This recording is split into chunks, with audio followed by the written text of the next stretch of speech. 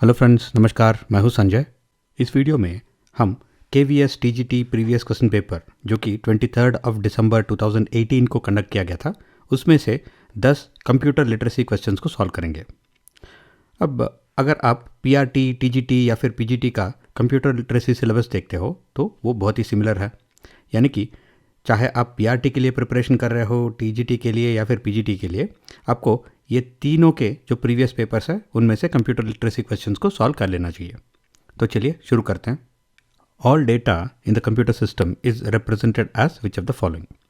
यानी कंप्यूटर के अंदर जो डेटा स्टोर होता है, जो प्रोसेस होता है, वो किस फॉर्मेट में स्टोर होता है और प्रोसेस होता है, यानी किस फॉर्मेट में वो रिप्रेजेंट किया जाता है।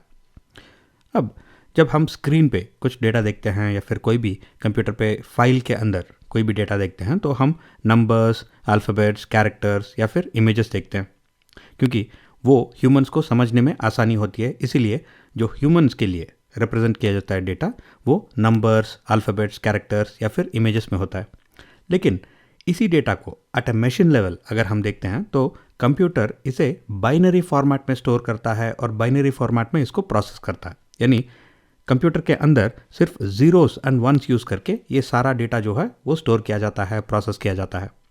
जैसे कि सारे नंबर्स को ऐसे ज़ीरोस एंड वंस यूज़ करके स्टोर किया जा सकता है, सारे अल्फ़ाबेट्स को भी ज़ीरोस एंड वंस यूज़ करके स्टोर किया जा सकता है। इसी तरह से इमेजेस या फिर कैरेक्टर्स को भी ऐसे बाइनरी फॉर्मेट में कंप्यूटर में स्टोर किया जाता है और प्रोसेस किया जाता है। तो यहाँ पे करेक्ट आंसर है only 2 numbers, zeros and once.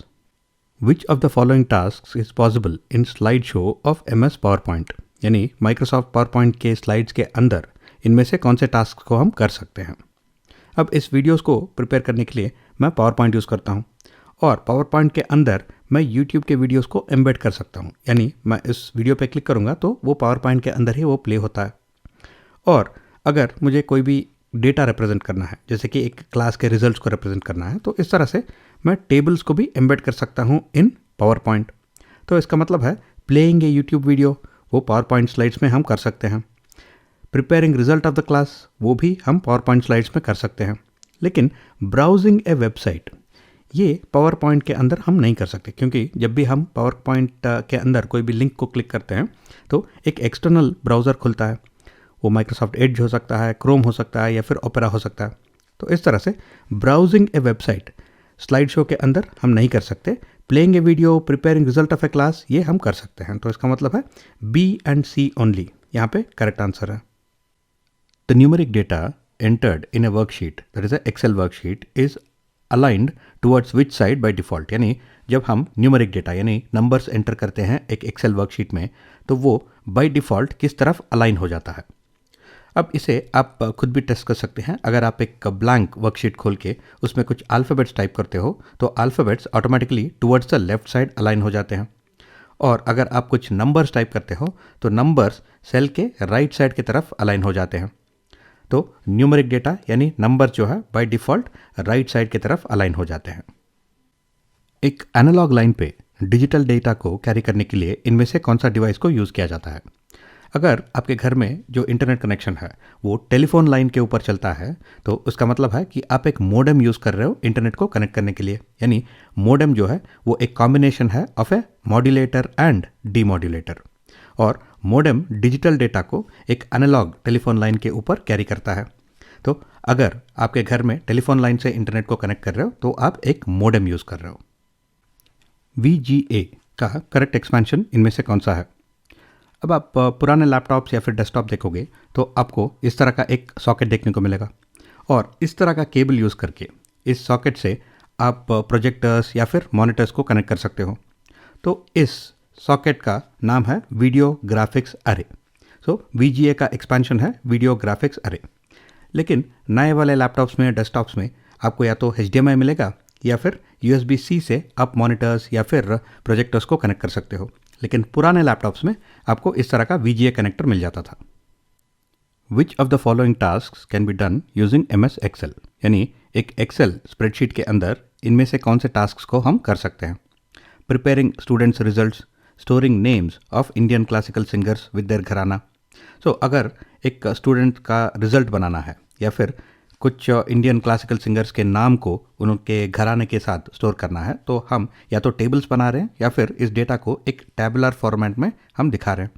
तो ये दोनों चीज़ जो है ए एंड बी, इन्हें बहुत आसानी से हम एक्सेल स्प्रेडशीट्स यूज़ करके कंप्लीट कर सकते हैं।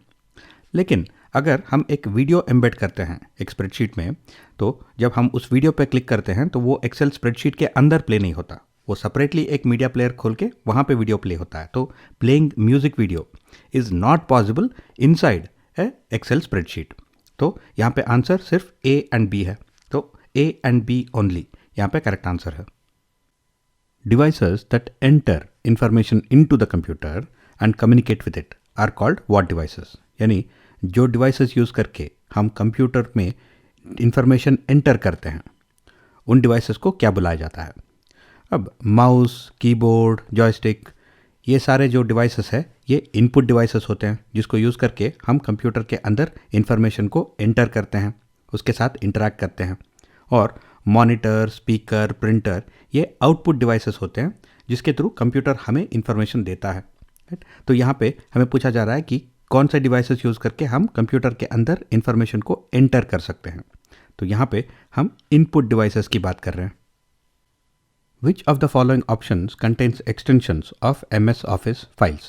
यानी दिए गए ऑप्शंस में से कौन से ऑप्शन में MS Office के फाइल फॉर्मेट्स या फिर फाइल एक्सटेंशंस को दिया गया है। जब हम MS Office की बात कर रहे हैं तो हम वर्ड, एक्सेल और पावर पॉइंट के बारे में बात कर रहे हैं।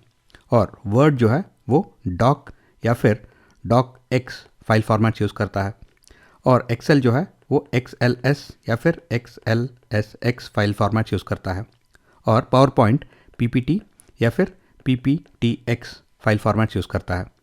और अडोबी एक्रोबैट जो कि माइक्रोसॉफ्ट प्रोडक्ट नहीं है, इसका नेटिव फाइल फॉर्मेट है PDF। अब जब हम ऑप्शंस को देखते हैं तो पहला वाला XLSX ये ठीक है, DocX ये भी ठीक है, PDFX ये एक वैलिड फाइल फॉर्मेट नहीं है तो इसे हम एलिमिनेट कर सकते हैं। नेक्स्ट ऑप्शन में XLSX ठीक है, DocX और PPTX ये सारे करेक्ट है, तो ये करेक्ट आंसर होना चाहिए।